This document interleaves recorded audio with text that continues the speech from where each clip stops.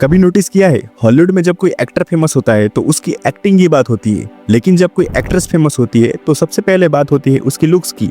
Camera उसके emotions पर नहीं, उसके बॉडी एंगल्स पर फोकस करती है और धीरे धीरे उस टैलेंटेड आर्टिस्ट को बना दिया जाता है एक मार्केटिंग प्रोडक्ट। ऐसे ही एक एक्ट्रेस थी जिसके पास एक्टिंग टैलेंट भी था, स्क्रीन प्रेजेंस भी थी और इमोशनल डेप्थ भी। क्रिटिक्स ने कहा ये फ्यूचर ऑस्कर विनर हो सकता है, लेकिन अवार्ड सेशन में उसके नाम के सामने लिखा गया बेस्ट किस नॉमिनेशन। उसने डेंजरस स्टंट किया, कॉम्प्लेक्स कैरेक्टर प्ले किया और मार्वल के सबसे पावरफुल सुपर हीरोज के बीच खड़ी रही। लेकिन दुनिया को सबसे ज्यादा क्यूरियोसिटी थी उसका कॉस्ट्यूम कितना टाइट है। हॉलीवुड के लिए वो एक ग्लैमरस पोस्टर थी, लेकिन असली में वो एक फाइटर थी और उस फाइटर का नाम है स्कारलेट जोहानसन।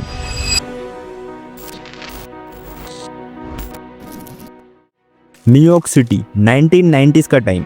एक छोटी सी लड़की मिरर के सामने खड़ी थी और डायलॉग प्रैक्टिस कर रही थी। कोई ऑडियंस नहीं, कोई कैमरा नहीं, बस एक सपना, एक्टर बनने का। उस लड़की का नाम था स्कारलेट जोहानसन और सिर्फ 8 साल की एज में वो एडमिशन लेने पहुंची Lee Strasberg Theatre and Film Institute में।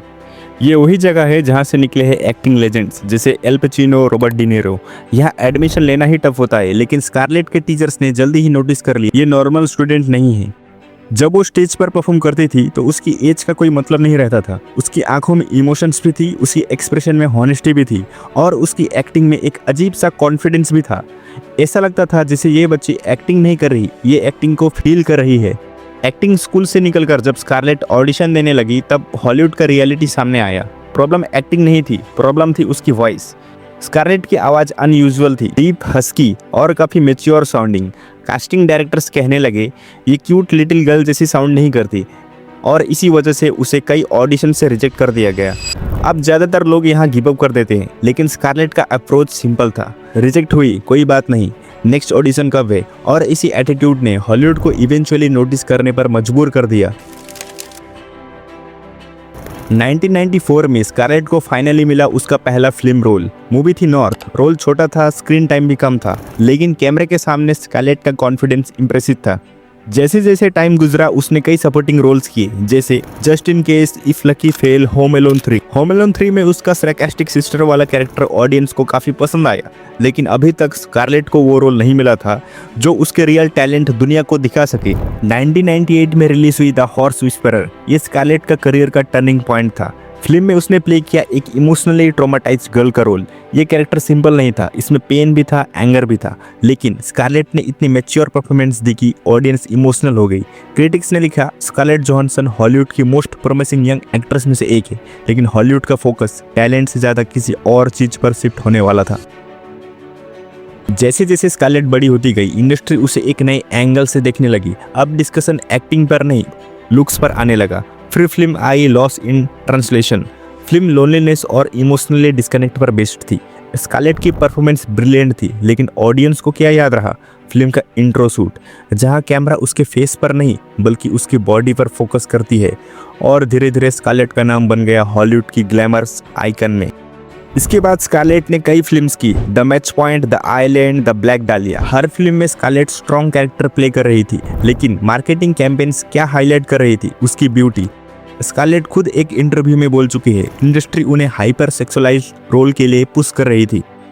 फिर स्कारलेट ने डिसाइड किया वो सेफ रोल नहीं करेगी। उसने एक्सपेरिमेंटल फिल्म चूज करना स्टार्ट किया, जैसे अंडर द स्किन। फिल्म एक्चुअली फिलोसॉफिकल साई-फाई स्टोरी थी, लेकिन हेडलाइंस क्या बनी? Scarlett Johansson bold scenes. फिर आई डॉन जॉन और अवार्ड सेशन में स्कारलेट को नॉमिनेशन मिला बेस्ट लिप लॉक। ये मोमेंट काफ़ी सिंबॉलिक था। हॉलीवुड इसे एक्टर नहीं, फैंटेसी कैरेक्टर बना चुका था। 2009 में स्कारलेट को एक अनएक्सपेक्टेड कॉल आया। ऑफर फिल्म था आयरन मैन 2। ओरिजिनली ये रोल मिलने वाला था एमिली ब्लंट को, लेकिन शेड्यूल क्लैश हो गया और रोल स्कारलेट को मिल गया। कैरेक्टर था नताशा रोमानोफ यानी ब्लैक विडो। स्कारलेट ने इस रोल के लिए मार्शल आर्ट्स ट्रेनिंग ली, वेपन्स ट्रेनिंग ली और इंटेंस फिजिकल ट्रांसफॉर्मेशन की।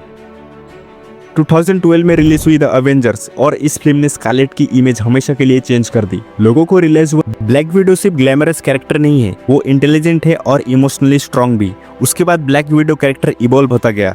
Captain America the Winter Soldier, Avengers Age of Ultron, Captain America Civil War और फिर आई अवेंजर्स एंड गेम, जहां नताशा रोमानोफ सोल स्टोन के लिए खुद को सेक्रीफाइस कर देती है और उस मोमेंट ने ऑडियंस को इमोशनल कर दिया।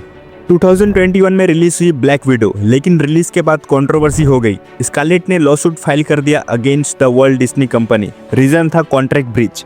फिल्म थिएटर्स के साथ साथ डिज्नी पर भी रिलीज कर दी गई, जहां बॉक्स ऑफिस रेवेन्यू इम्पैक्ट हुआ। यहाँ फाइट सिर्फ मनी की नहीं थी, यहाँ फाइट थी रिस्पेक्ट और फेयर ट्रीटमेंट की। स्कारलेट जोहानसन की स्टोरी एक पावरफुल लेसन देती है। दुनिया कभी कभी आपको गलत आइडेंटिटी दे देती है, लेकिन आप अगर कंसिस्टेंट रहे तो एक दिन वही दुनिया आपकी रियल आइडेंटिटी एक्सेप्ट कर लेती है। हॉलीवुड ने स्कारलेट को पोस्टर गर्ल समझा और मार्वल ने उसे वॉरियर बना दिया, और आज स्कारलेट जोहानसन हॉलीवुड की मोस्ट रिस्पेक्टेड एक्ट्रेस में से एक है। अगर आपको ये वीडियो पसंद आई तो लाइक करके जाना मत भूलना, और स्कारलेट जोहानसन की कौन सी मूवी आपको अच्छी लगती है कमेंट्स में जरूर बताएं। मिलते हैं आपसे नेक्स्ट वीडियो में, तब तक के लिए stay tuned, stay safe, bye bye.